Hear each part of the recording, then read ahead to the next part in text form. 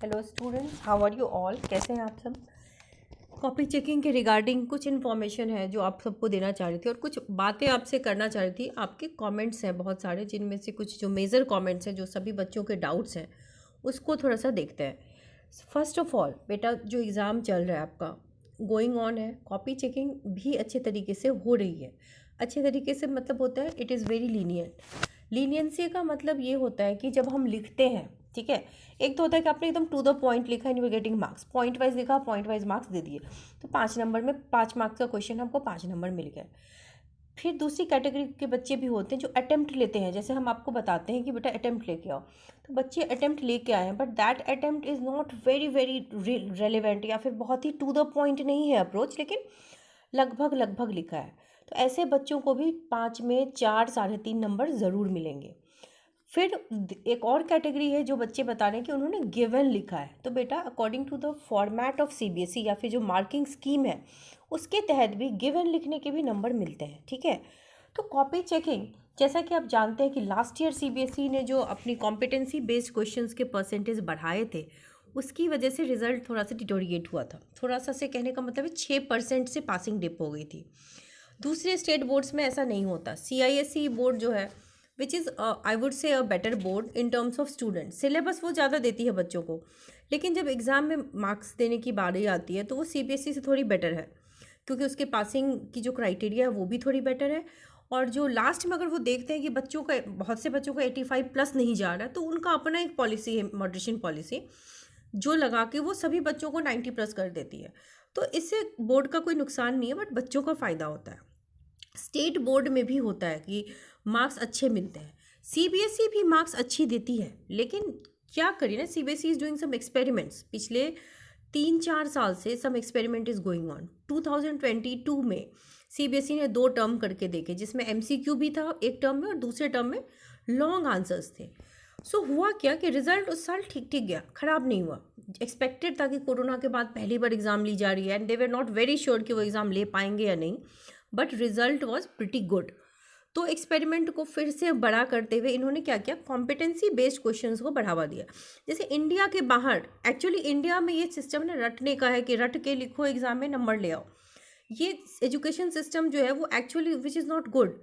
कई चीज़ें जो आप अभी रटते हैं ना, इसका डेली लाइफ में आगे कोई काम नहीं है एक्चुअली।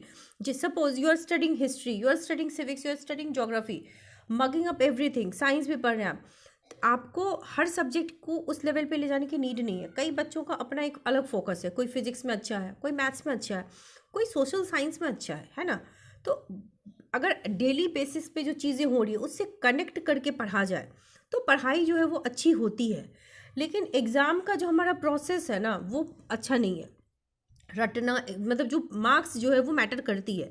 बोर्ड बेशक कहता है कि हमने फेल वर्ड हटा दिया है, बट रिपीट वर्ड तो नहीं हटाया ना, इट इज़ देयर। और passing criteria is also there. या तो मतलब इसको आसान बना दो कि केस बेस्ड स्टडीज़ जो पूछे जाते हैं, डेली लाइफ से जो क्वेश्चंस आते हैं, वो अच्छी बात, the approach is very good कि बच्चे कनेक्ट करेंगे चीज़ों से। लेकिन अगर आप उसको मार्क्स के हिसाब से फिर आप आगे उसको कनेक्ट कर देते हो कि इसके नंबर भी होंगे, तो फिर ये बर्डन है स्टूडेंट्स पे। क्योंकि हर बच्चा एक जैसा नहीं होता, हर बच्चे की ओरिएंटेशन एक जैसी नहीं होती, करेक्ट। हर बच्चा साइंस में ज़रूरी नहीं कि अच्छा हो या मैथ्स में अच्छा हो, लेकिन इसका मतलब ये नहीं है कि the person is not having any ability to succeed in life, isn't it. Maths या साइंस, ये एक क्लेशे है कि मैथ्स पढ़ना बहुत ज़रूरी है। हम जब स्टूडेंट थे ना, जब आपके एज के थे, तो हमारे भी होते थे, पेरेंट्स को कहना होता था कि मैथ्स पढ़ो, साइंस पढ़ो। यही सब प्रेशर हमने भी लिया, जो अभी हम आपको देखते हैं प्रेशराइज फील करते हुए about the exam, about the result. तो उस जगह हम भी गए हुए हैं एंड इट एक्चुअली वहाँ पे प्रेशर फील होती है बेटा, कि भाई रिजल्ट कम ना, मार्क्स कम आएगा तो क्या होगा। कई जगहों पे क्राइटेरियाज रखी हुई, जैसे जेई में अगर 75% बोर्ड में ना आए तो बच्चे अगर पास भी हैं तो एडमिशन नहीं होता। तो ये सारी प्रॉब्लम्स हैं, but it is there, we can't do anything about it. आप सीबीएसई के अगेंस्ट कितना भी ट्विटर पे ट्रेंड चलाएंगे, कुछ होगा नहीं। सीबीएसई की पासिंग क्राइटेरिया में भी there is a problem. 10th में तो ठीक है, थ्योरी प्लस प्रैक्टिकल मिला के 33% लाना है, विच इज़ फेयर। लेकिन 12th में थ्योरी को सेपरेटली पास करना is a pain for student. अगर प्रैक्टिकल एग्जाम भी है और आप मानते हो कि उसमें आप फेयर एग्जामिनर आते हैं, मार्क्स देते हैं, तो why don't you add up, दोनों को एड अप करके 33 लगा दो, बच्चे पास हो जाएंगे। क्यों फिर 1 लाख बच्चों को कंपार्टमेंट की कैटेगरी में डालना, और फिर बच्चे हसल करते रहते हैं, 3-3 कंपार्टमेंट देते हैं, तब जाकर कई बच्चे क्लियर होते हैं। तो ये सब भी दिक्कत है, लेकिन सीबीएसई ने कुछ आपके लिए अच्छी चीज़ें भी करी। एजुकेशन सिस्टम का जो फॉल्ट है, फ्लॉ है, वो इंडिया में है, वो रहेगा भी। इंडिया के बाहर जैसे जो डेवलप्ड कंट्रीज़ हैं, वहाँ की चीज़ों को हम कॉपी कर तो रहे हैं, बट एग्जैक्टली कॉपी हो नहीं पा रहा, क्योंकि हम एग्ज़ाम्स भी अभी लेते हैं, पासिंग परसेंटेज भी है, तो दोनों चीज़ें एक साथ है, तो बच्चों को प्रॉब्लम है। बट सीबीएसई ने अपने पास्ट से कुछ सीखा है, और इसी वजह से आपके एग्जामिनेशन कंट्रोलर ने मीडिया में इंटरव्यूज़ काफ़ी सारे दिए हैं, और according to that media interview उन्होंने ये क्लियर किया है कि किसी स्टूडेंट को रोकना नहीं चाहते वो बोर्ड में। बोर्ड का मतलब है कि बच्चा आगे बढ़े, ठीक है। और चूंकि this is not a competitive exam जिसमें सीट लिमिटेड है, कि अगर मान लो 1000 सीट्स है तो 1000 सीट के ही बच्चे बैठेंगे, बाकी बच्चे एलिमिनेटेड, नो। ये बोर्ड है जिसको पास करके आपको अगले लेवल पे जाना है। तो board is also trying hard. वो बहुत ही अच्छे टीचर, हर स्कूल से रिक्वेस्ट किया गया कि जो उनके बेस्ट टीचर्स हैं उनको ही कॉपी चेकिंग के पैनल में डाला जाए, ठीक है। जो मतलब देखो, डिग्रीज बहुत लोगों के पास होती है, बट हर किसी का नॉलेज लेवल, अंडरस्टैंडिंग, डेप्थ एक जैसी नहीं होती। बट जो स्कूल के प्रिंसिपल हैं, दे आर वेल अवेयर कि कौन सा टीचर का क्या लेवल है।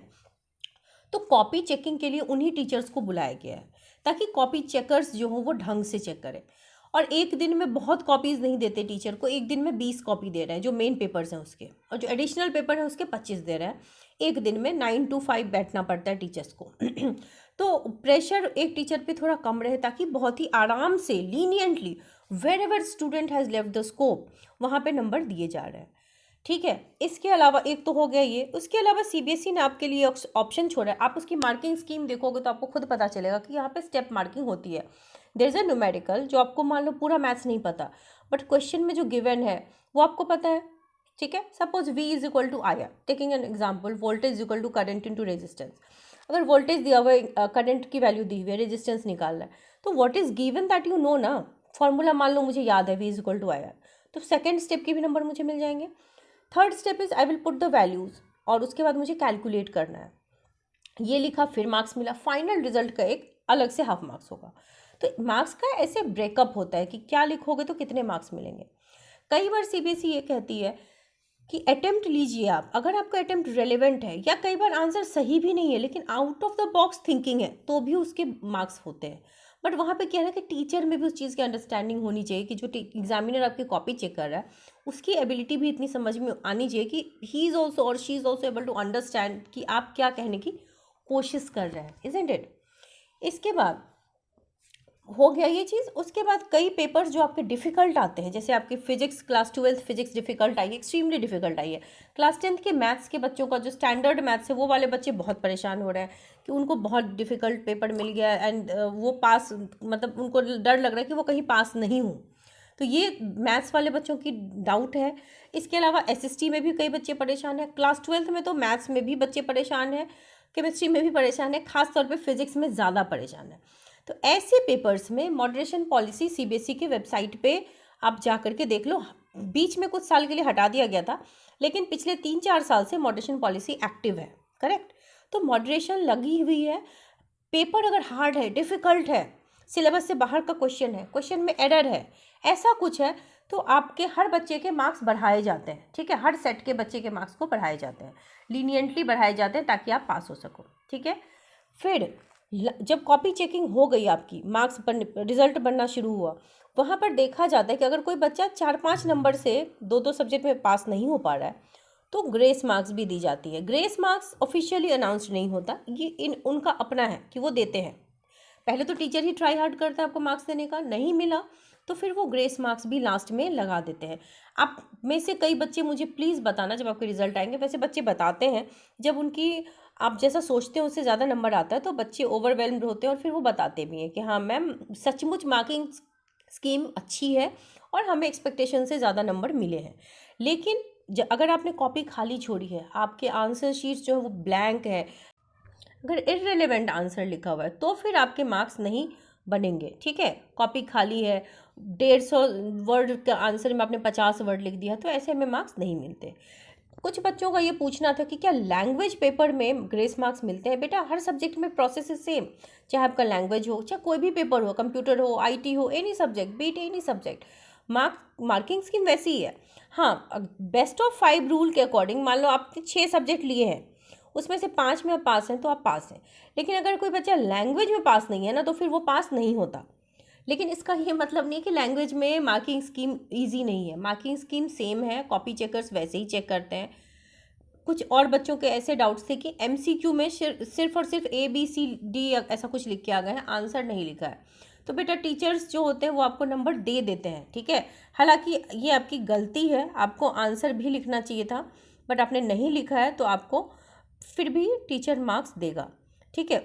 बहुत से बच्चों के लेकिन ऐसे मैसेज आ रहे हैं कि उन्होंने बहुत कॉपी भरा है, विच इज़ गुड, जिसका परिणाम आपको मिलेगा, आपका रिजल्ट अच्छा आएगा, ठीक है। सो दिस वॉज, ये आज की वीडियो आपको मोटिवेट करने के लिए है बेटा कि रिजल्ट अच्छा ही आएगा। कुछ बच्चों के मैसेज ऐसे भी है कि बच्चे बहुत बर्डनड फील कर रहे हैं, उन्हें लग रहा है कि वो पेरेंट्स को चीट कर रहे हैं। बेटा देखो, आप अभी ग्रो कर रहे हो, बड़े हो रहे हो, हम अपनी लाइफ में बहुत सारी गलतियां करते हैं और गलतियों से ही सीखते हैं। नोबडी इज़ परफेक्ट, ठीक है। बोर्ड में ये पहली बार बोर्ड हो नहीं रहा, हर बार बोर्ड होता है, हर साल बोर्ड होता है ना, हर साल बोर्ड होता है। और हर साल जो बहुत से बच्चे पास होते हैं, but there are certain number of student जिनकी कंपार्टमेंट आती है। It is okay to get a compartment. आपको 3 और चांसेस मिलेंगे, अपने आप को चैलेंज करो। मान लो अभी नहीं पढ़ा, इस बार नहीं नंबर आया, अच्छा नहीं पास कर पाए, कोई बात नहीं, बोर्ड आपको 3 मौके और देगी। अपने आप को चैलेंज करो ना, गिव अप करने से ये मत सोचो कि हमने पेरेंट्स को दुख पहुंचाया, कोई बात नहीं। पेरेंट्स जो होते हैं वो बहुत गिविंग होते हैं, वो आपकी चीज़ों का बुरा नहीं मानते, ठीक है।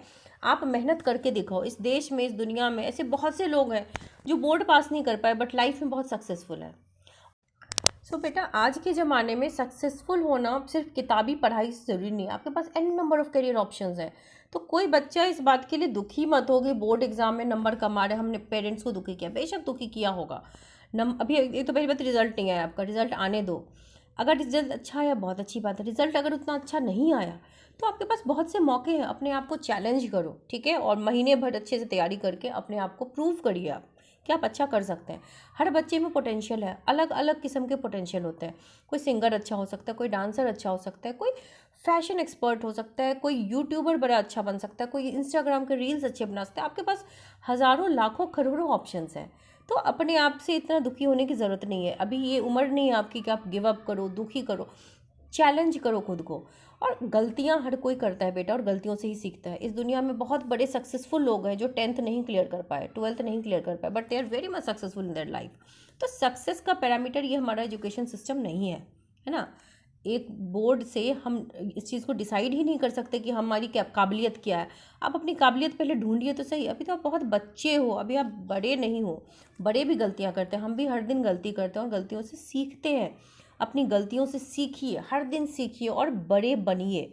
सोचिए, अच्छा मैनिफेस्ट कीजिए कि I want to do this, और उसके टूवर्ड्स हार्ड वर्क करो। बेटा there is no option of hard work, hard work से ही सक्सेस मिलेगा। अभी करो, कभी करो। तो भगवान ने आपको एक लाइफ दी है, ऊपर वाले ने एक लाइफ दी है, अच्छी खासी लाइफ है, उसको एक लाइफ में बहुत अच्छा करो। अपने आसपास, अपने अंदर के टैलेंट को पहचानो, आप में क्या टैलेंट है, क्या आप अच्छा कर सकते हो, ठीक है। और अपना नाम बनाओ, अच्छा करो, क्योंकि आज के ज़माने में ऑप्शंस की कोई कमी नहीं है और हर ऑप्शन को आप परस्यू कर सकते हो।